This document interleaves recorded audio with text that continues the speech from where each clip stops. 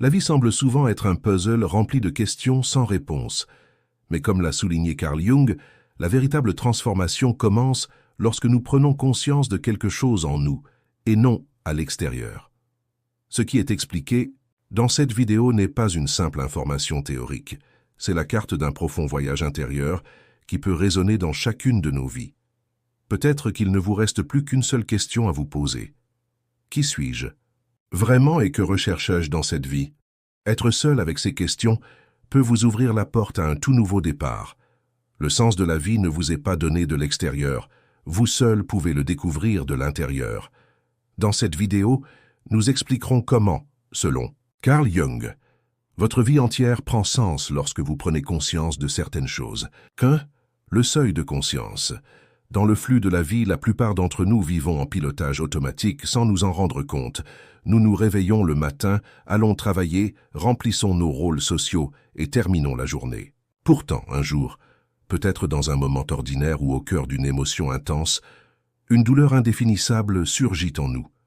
Cette douleur n'est pas une carence, mais plutôt un sentiment de vide.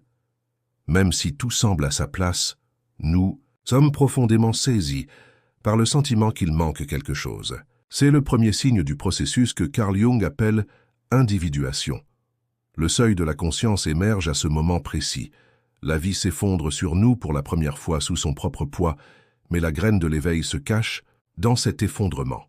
La première chose que nous rencontrons à ce seuil, ce sont des acceptations que nous n'avions jamais remises en question auparavant. Nous commençons à nous poser la question « Qu'est-ce que je veux vraiment ?» Cette question est un pont qui s'étend jusqu'à notre moi intérieur, nous libérant des attentes et des rôles imposés par le monde extérieur. Car jusqu'à ce moment-là, nous avons peut-être vécu dans les modèles que d'autres nous avaient assignés. Un enfant sage, un étudiant travailleur, un professionnel accompli. Cependant, au-delà de ces étiquettes, la question de ce qui est réel et significatif pour nous émerge. Ce questionnement marque le début du franchissement du seuil de conscience.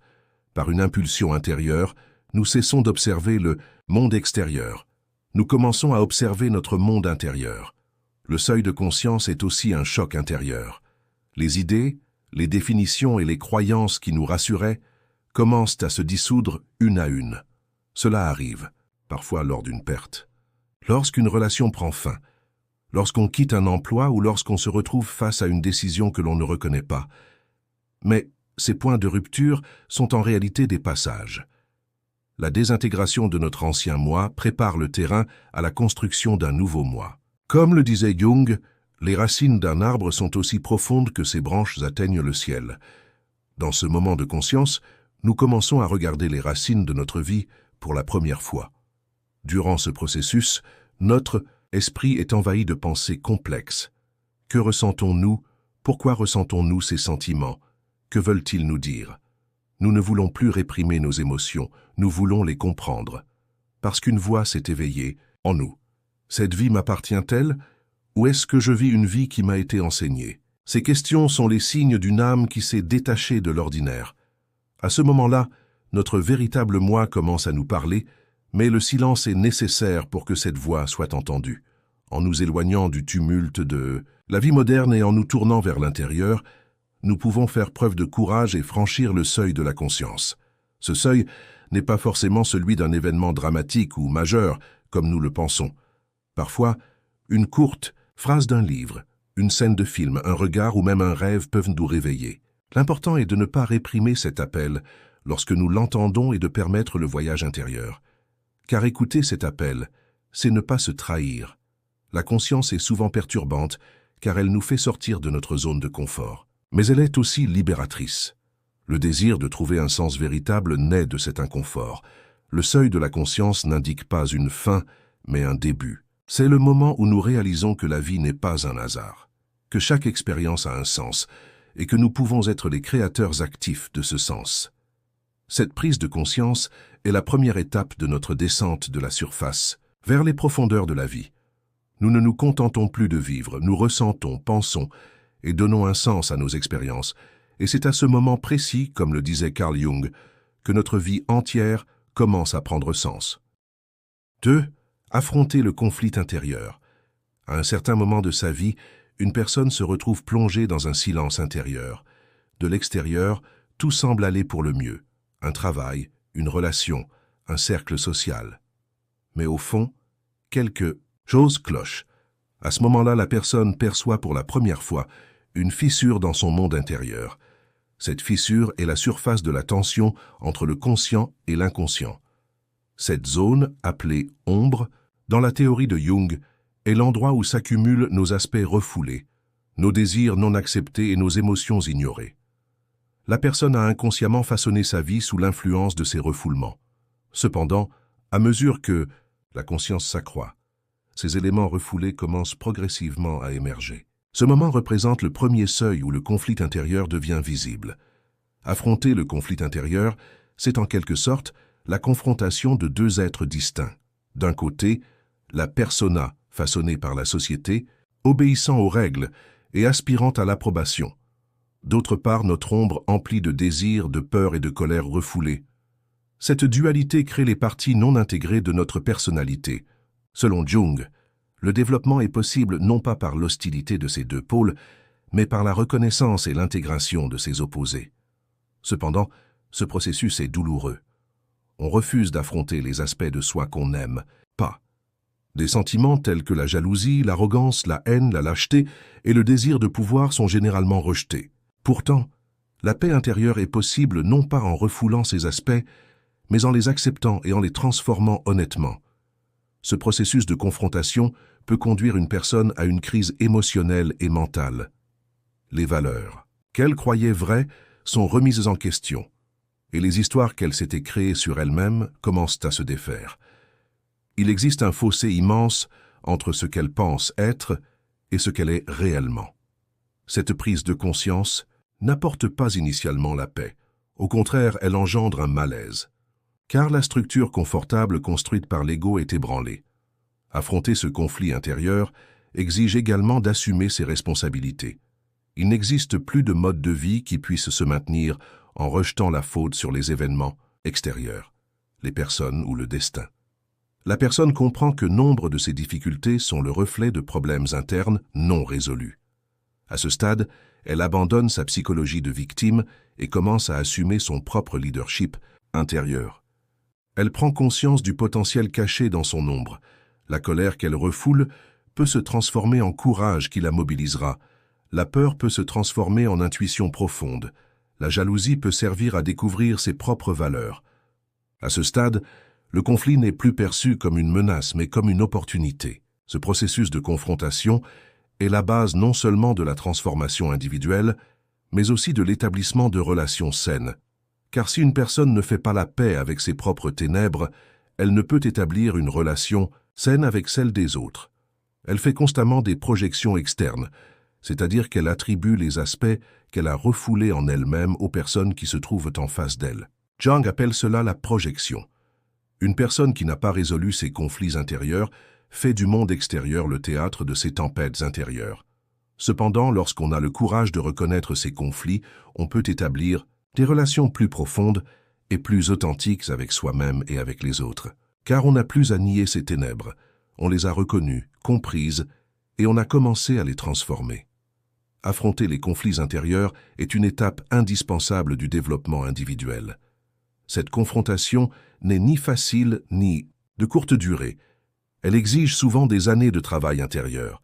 Cependant, ce travail permet de passer d'une existence superficielle à une vie profonde. Une personne qui accepte ses ténèbres intérieures peut désormais naviguer avec sa propre boussole intérieure, sans avoir besoin de l'approbation des autres.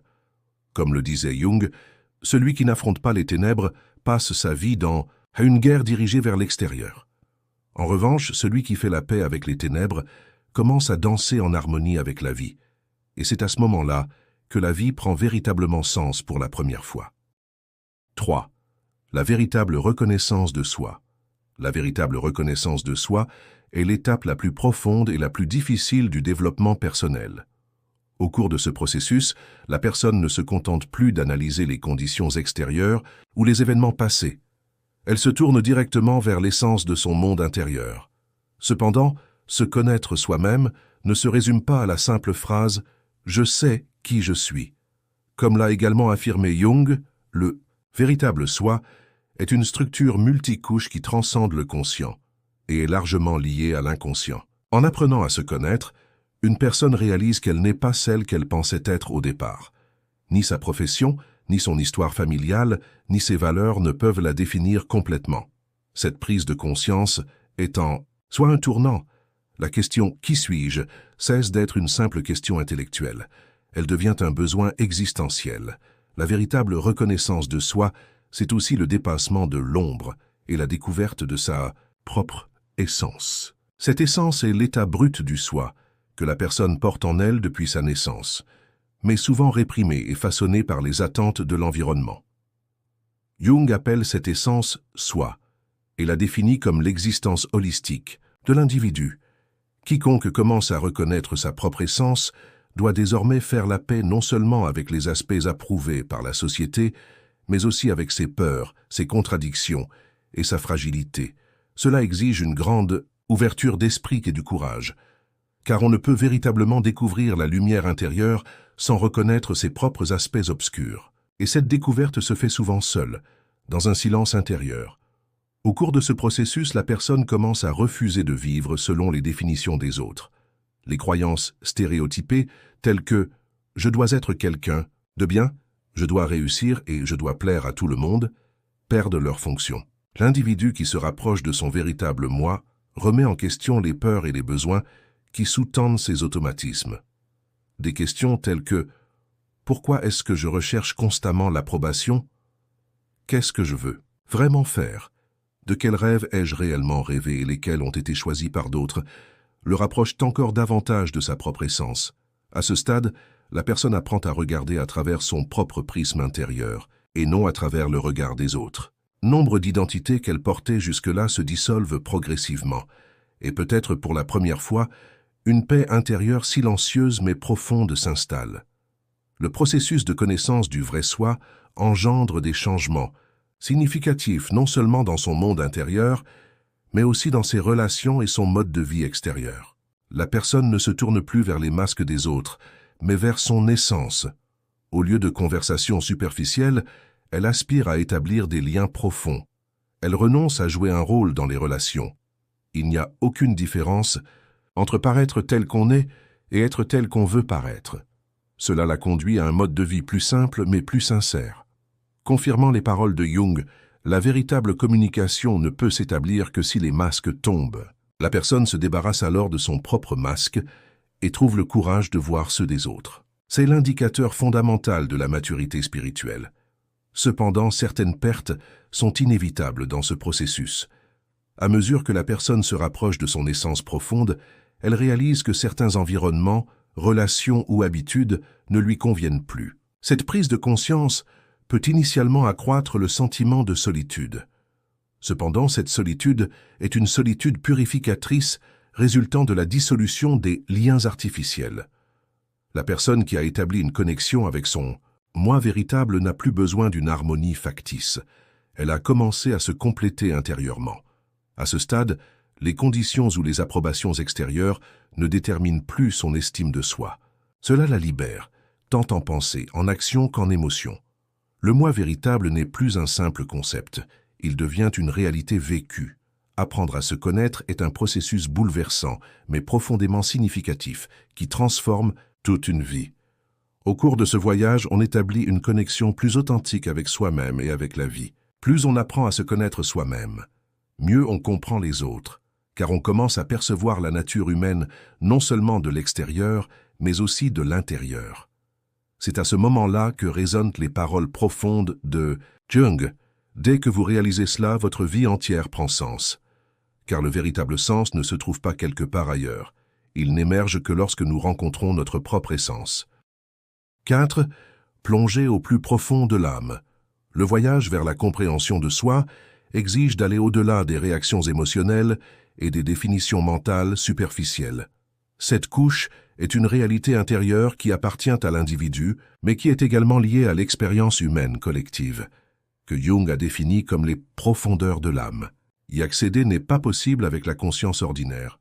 Au contraire, c'est un espace au-delà des mots, où l'inconscient s'exprime à travers des symboles, des rêves et des intuitions. L'homme moderne a tendance à ignorer cette profondeur dans le tumulte du quotidien. Cependant, lorsqu'une crise, une perte ou une intense quête intérieure s'installe, la surface ne suffit plus. On ressent le besoin de se tourner vers les profondeurs de son âme. Car le sens est là, dans un lieu qui doit être perçu non seulement avec les yeux, mais aussi avec le cœur et l'intuition. Ce voyage exige du courage, car les profondeurs de l'âme ne sont pas seulement emplies de paix, d'amour et de sagesse intérieure, elles y sont aussi enfouies, peuplées de douleurs refoulées, de traumatismes oubliés et de désirs ignorés depuis des années. Jung définit cette zone comme l'inconscient archétypal et son ombre. On y trouve des images, des schémas et des énergies universelles qui transcendent le moi individuel. Les figures rencontrées dans les rêves, les motifs mythologiques ou les intuitions soudaines sont des messages provenant de ces profondeurs. La personne qui descend à cette strate de l'âme commence à s'interroger non seulement sur qui elle est, mais aussi sur son existence, sur ce dont elle fait partie et sur le sens qui l'habite. Ce questionnement dissout les identités superficielles et oriente l'individu vers un soi beaucoup plus holistique. La personne qui commence à descendre, dans les profondeurs de l'âme, commence progressivement à percevoir que la vie ne se déroule pas au hasard, mais selon un schéma significatif. Des événements jusque-là dénués de sens, des schémas relationnels récurrents ou des sentiments inexplicables commencent à être perçus comme des parties d'un tout. Cette perspective est étroitement liée au concept de synchronicité de Jung. La synchronicité est la coïncidence significative d'événements extérieurs avec des états intérieurs et constitue un guide pour l'individu dans son cheminement spirituel. Grâce à cette prise de conscience, la personne ne comprend plus la vie uniquement à travers une relation de cause à effet, mais à un niveau plus poétique et holistique. En s'enfonçant plus profondément dans le monde spirituel, la banalité de la vie se dissout peu à peu et laisse place à un monde intérieur tissé de symboles, d'intuition et de sens. Ce voyage au plus profond de l'âme entraîne également la dissolution de la persona. La persona, telle que définie par Jung, est le masque que l'individu porte face à la société, autrement dit, le soi social. Ce masque est nécessaire à la survie. Cependant, avec le temps, lorsqu'une personne s'identifie à ce masque, elle perd contact avec son véritable moi. La personne qui creuse plus profondément dans son âme réalise que ce masque la limite et entrave son authenticité. Se débarrasser de ce masque n'est pas facile, car cela peut signifier perte d'approbation sociale, incertitude et solitude. Cependant, celui qui ose le laisser tomber entre en contact avec la voix authentique de son âme. Et cette voix porte non seulement son propre destin, mais aussi le sens de l'être humain. Dans ce processus, l'individu commence à se connecter non seulement à son monde intérieur, mais aussi à l'universel. Au plus profond de l'âme se cache non seulement la souffrance personnelle, mais aussi les expériences humaines collectives. La théorie des archétypes de Jung devient alors décisive. Des thèmes universels, tels que la sagesse, la maternité, l'héroïsme et le chaos, se manifestent dans le récit intérieur de la personne. Quiconque plonge dans les profondeurs spirituelles n'est plus seulement un individu, mais aussi le porteur d'une histoire universelle. Cette prise de conscience donne plus de sens, plus de responsabilité et un amour plus profond à sa vie, car elle opère une transformation non seulement pour lui-même, mais aussi pour la conscience collective. C'est un véritable éveil spirituel, prendre conscience de la structure multicouche de l'existence et y prendre consciemment place. Plonger dans les profondeurs de l'âme est le voyage le plus sincère et le plus honnête qu'une personne puisse entreprendre avec elle-même. Au cours de ce voyage, elle rencontre peur, souffrance, mais aussi amour profond et sagesse. La vie n'est plus seulement une succession d'événements à vivre, elle devient un champ de sagesse à résoudre, à ressentir et à donner du sens. Dans cette profondeur, l'homme rencontre non seulement sa propre vérité, mais aussi l'appel silencieux de l'univers. Comme le soulignait Jung, dès que vous réalisez cela, votre vie entière prend tout son sens, car lorsqu'on découvre qu'il y a de la lumière même dans les recoins les plus sombres de son âme, la vie ne se résume plus à exister. Elle devient un devoir sacré de servir l'existence elle-même. 5. La germination du sens. Les crises les plus profondes de la vie préparent souvent le terrain à l'émergence d'un nouveau sens. Le sens ne germe pas seulement dans les moments heureux, il germe surtout au cœur de la douleur, de l'effondrement et du vide intérieur. Car ce n'est que lorsque tous les schémas habituels s'effondrent que l'on commence à s'interroger sur la vie. Pourquoi suis-je là? Quel est le sens de cette douleur? Que me dit ma vie? C'est précisément là que naît la graine du sens. Selon Jung, l'ordre que nous recherchons au niveau conscient de la vie est souvent contrebalancé par les énergies chaotiques et mystérieuses de l'inconscient. Cette rencontre est effrayante car elle nous entraîne dans des directions que nous n'avions jamais envisagées auparavant. Mais c'est précisément là que naît ce que nous appelons le sens, dans cette incertitude qui dépasse ce qui semble logique. La germination du sens est possible non seulement lorsqu'un individu acquiert une conscience intellectuelle, mais aussi lorsque tout son être y répond. Il s'agit davantage d'une expérience que d'une pensée. Parfois un rêve, parfois une perte, parfois une phrase dans un livre, crée une vibration dans le cœur d'une personne. Cette vibration éclaire un vide qui existe depuis longtemps dans notre monde intérieur et indique une nouvelle direction à prendre. La naissance du sens commence dans de tels moments, une orientation suffisamment puissante pour transformer radicalement notre vie. Cette orientation ne se limite pas à des objectifs extérieurs. Elle vise à atteindre la plénitude intérieure. On ne recherche plus la réussite ni l'admiration. On aspire à établir une connexion profonde, à ressentir l'essence de chaque instant vécu. Car on a désormais compris cela. La vie n'est pas seulement quelque chose à vivre, c'est quelque chose qui a du sens. Dans ce processus, on cesse de définir son existence uniquement par des rôles biologiques ou sociaux. La question « Qui suis-je » cède la place à celle « Pourquoi suis-je ici ?» Dans ce processus que Jung appelle l'individuation, et on commence à découvrir non seulement son moi, mais aussi sa propre mission de vie. Le sens est l'expression de cette mission, et cette expression est unique à chacun, car chaque âme suit son propre chemin. Les indices de ce chemin se cachent dans les rêves d'enfance, les désirs refoulés et les thèmes intérieurs récurrents. En suivant ces signaux, on réalise que la vie parle un langage particulier. Une fois ce langage déchiffré, la banalité de la vie se transforme en une carte du sens. Plus rien de ce qu'on rencontre n'est vain. Chaque événement est un appel, et chaque appel est une opportunité de croissance intérieure. L'émergence du sens est également liée au dépassement de soi. Celui qui dépasse ses propres limites et ressent le désir de servir quelque chose de plus grand commence à envisager la vie non seulement en lien avec ses objectifs personnels, mais aussi avec un tout collectif. À ce stade, il commence à synthétiser son propre développement spirituel avec les besoins de la société. La question « Qu'est-ce que je veux ?» prend alors le dessus, et non plus seulement « Qu'est-ce que la vie attend de moi ?» Chaque réponse sincère à cette question ouvre la voie à une vie plus riche de sens.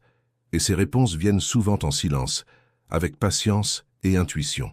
Lorsqu'une personne commence à agir avec son intuition intérieure, elle danse pratiquement en harmonie avec la symphonie de la vie.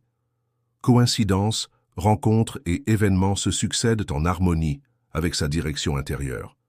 Le concept de synchronicité de Jung a été avancé pour expliquer cette expérience. Cependant, la germination du sens ne se résume pas à une seule découverte. C'est un éveil qui dure toute une vie. Parfois, celui qui trouve du sens se sent à nouveau perdu. L'important ici est de comprendre que le sens n'est pas une structure fixe, mais une relation vivante et transformatrice. À mesure que la vie change, que les gens évoluent, le sens se remodèle également. La quête de sens est donc un voyage. Parfois on avance, parfois on s'arrête, mais cela ne s'arrête jamais complètement. Chaque nouvelle expérience révèle une nouvelle dimension de sens. Une fois le sens ressenti, on ne veut pas le perdre, car le sens n'est pas seulement la nourriture de l'âme, c'est aussi sa direction. Lorsque cette direction est perdue, quelle que soit la réussite extérieure d'une personne, elle ne peut se débarrasser du sentiment de vide intérieur. L'émergence du sens commence par une personne qui regarde ses propres ténèbres avec courage, avec le désir de vivre, non seulement pour le plaisir de vivre, mais avec une compréhension profonde. Cette pousse ne se développe pas facilement. Elle exige attention, patience et temps. Mais une fois qu'elle commence à germer, elle transforme tout le monde intérieur. La vie n'est plus une lutte, elle devient un message. Chaque événement, chaque personne, chaque sentiment, tous deviennent des enseignants. C'est le seuil dont parle Jung. Dès que vous réalisez cela, toute votre vie prend sens. car quoi qu'il arrive dans le monde extérieur, votre monde intérieur s'est doté d'une boussole. Et cette boussole vous guide non seulement vers la survie, mais vers la vie véritable. 6. Intégration au véritable sens de la vie. L'intégration au véritable sens de la vie devient possible lorsqu'une personne non seulement vit, mais commence aussi à réaliser l'essence de chaque instant.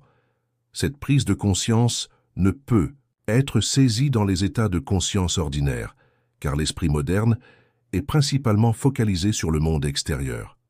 Cependant, le sens de la vie ne se cache pas dans les événements extérieurs, mais dans leurs échos dans le monde intérieur de l'individu.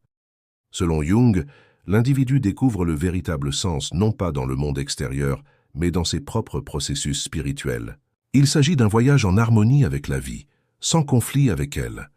Cette harmonie n'est pas une acceptation passive, c'est un état d'unité consciente, un état d'accompagnement. L'individu ne cherche plus à fixer ou à contrôler la vie, il se laisse porter par elle, il apprend avec elle. Car le sens ne se résume pas à ce, il s'agit du pourquoi, et même de comment il est vécu. Ce processus d'intégration commence par l'individu qui vit son être intérieur sans le renier, mais au contraire en l'honorant. Tant que les masques imposés par la société, la famille ou la culture empêchent l'individu de prendre contact avec son véritable moi, la vie lui semblera toujours incomplète et dispersée. Le concept de persona de Jung joue ici un rôle essentiel.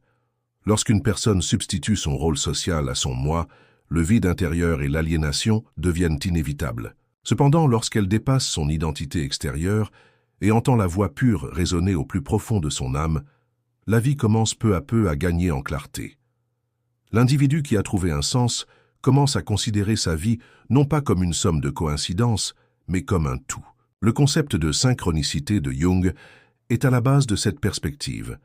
La synchronicité est l'intersection significative et simultanée d'événements extérieurs et d'états intérieurs. Voir exactement la phrase dont on a besoin dans un livre ou rencontrer quelqu'un par hasard et changer de direction de vie en sont des exemples. À mesure que ces expériences se multiplient, l'individu a le sentiment que la vie tente d'établir un lien avec lui. Ce sentiment dissipe une grande solitude, car il a désormais perçu que l'univers n'est pas une structure sourde, mais un tout significatif. Ainsi s'instaure une sorte de danse avec la vie. Ce n'est plus une lutte, mais une harmonie. Ce n'est plus une plainte, mais une participation. Ce n'est plus le vide, mais la plénitude qui prévaut. Le sens s'intériorise non seulement par la raison, mais aussi par l'intuition et l'expérience. Quiconque intègre le véritable sens de la vie commence à contribuer à la société, tout en vivant sa propre vérité intérieure. S'intégrer au véritable sens de la vie transforme le rapport à la vie. La vie n'est plus perçue comme une tâche, mais comme une opportunité. Chaque rencontre, chaque sentiment, chaque pensée devient un guide. On ne se demande plus pourquoi on vit, mais comment on va vivre. Le sens n'est pas un objectif extérieur, mais une orientation intérieure. Et cette orientation mène non seulement à la satisfaction individuelle, mais aussi à une profonde satisfaction spirituelle. Comme le disait Carl Jung, dès que vous réalisez cela, votre vie entière prend sens.